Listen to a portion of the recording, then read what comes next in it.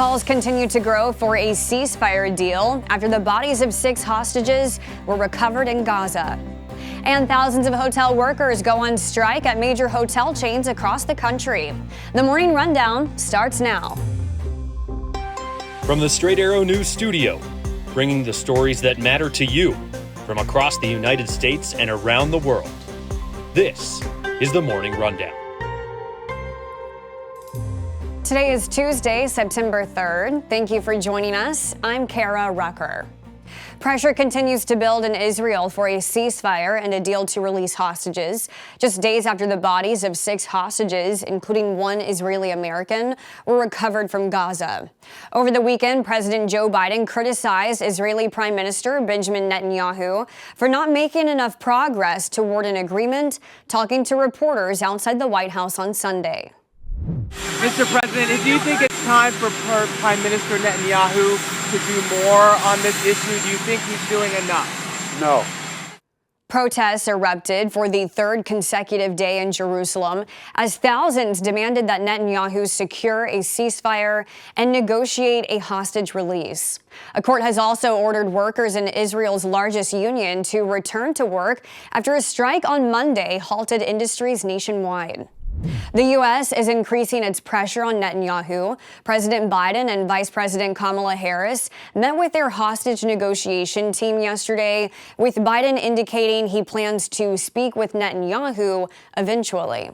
At a news conference, Netanyahu expressed regret for not being able to bring the hostages back alive, but firmly rejected the mounting pressure against him. Netanyahu addressed President Biden directly, urging the international community to focus its pressure on Hamas. On Monday, thousands gathered in Jerusalem for the funeral of Hersh Goldberg Polin, an Israeli American among the 6 hostages found dead. In the meantime, nearly 50 Palestinians have been reported killed this week, according to health officials, amid ongoing strikes in Gaza and raids in the West Bank. Netanyahu has vowed that Hamas will face severe consequences. The United Kingdom has announced it will suspend some of its weapons exports to Israel due to concerns over potential violations of international humanitarian law. However, the UK emphasized that this is not a comprehensive ban, noting that its arms exports to Israel are relatively small compared to those from other countries like the U.S. On the campaign trail, President Joe Biden joined Vice President Kamala Harris on Monday in their first joint appearance since Harris became the Democratic nominee. Before Biden and Harris met with supporters in Pittsburgh, Harris was in Detroit speaking to union leaders who are backing her bid for the White House. While most major unions are supporting Harris, the International Brotherhood of Teamsters remains undecided. Teamsters President Sean O'Brien, who spoke at the Republican National Convention, has stated they will not make an endorsement until Harris meets with their members. Also on Labor Day, Harris's running mate, Minnesota Governor Tim Walz, held a campaign event in Milwaukee, where vehicles in his motorcade collided, resulting in injuries to some staffers and reporters who were taken to nearby hospitals. Meanwhile, former President Donald Trump and his running mate, J.D. Vance, are gearing up for a busy week ahead. Trump is scheduled to visit Nevada, North Carolina, and Wisconsin later this week. And Harris will be heading to New Hampshire to prepare for her upcoming debate with Trump. Thousands of hotel workers across the U.S. are on strike. The workers want hotel owners to raise their wages and benefits and bring back automatic daily room cleaning, which was scaled back at many hotels during the pandemic. The dispute has taken center stage during tense contract negotiations in cities across the U.S. this summer, with at least 15,000 members threatening strikes this fall in 12 cities. The first of the strikes began on Sunday when thousands of workers in 25 cities walked off the job after contract negotiations with major hotel chains Hyatt, Hilton, and Marriott stalled without a deal. Organizers say the strikes are set to last between 2 and 3 days. A Venezuelan judge has issued an arrest warrant for former presidential candidate Edmundo Gonzalez as part of a criminal investigation into the results of July's election, which both the ruling party and its opponents claim to have won.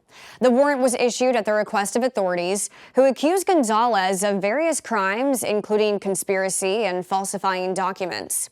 The move is the latest against the opposition since election officials declared President Nicolas Maduro won a third six-year term in office.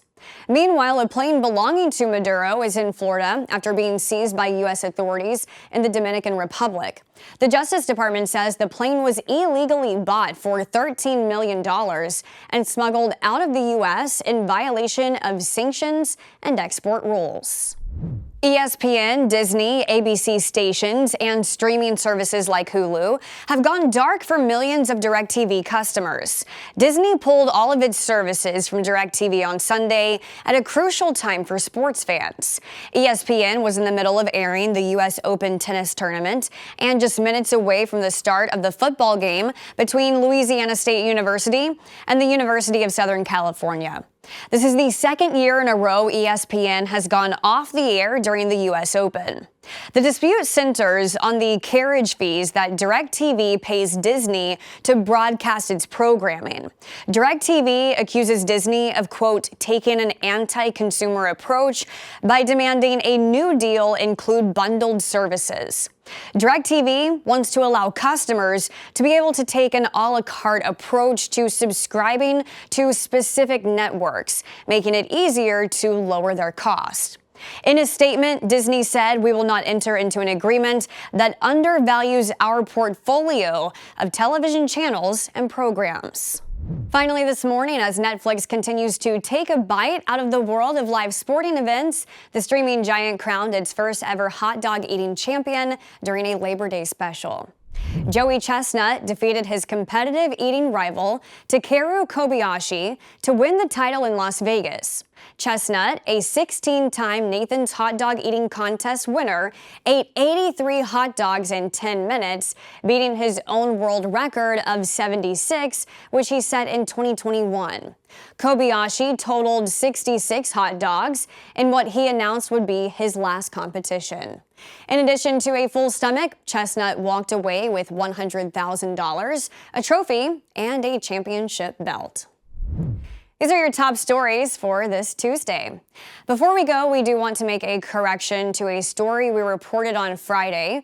We said a Ukrainian pilot was killed when a U.S.-supplied F-16 crashed last week. The F-16 was made by the U.S. but provided to Ukraine by Turkey. We'll see you back here tomorrow. Until then, I'm Kara Rucker. Have a great day.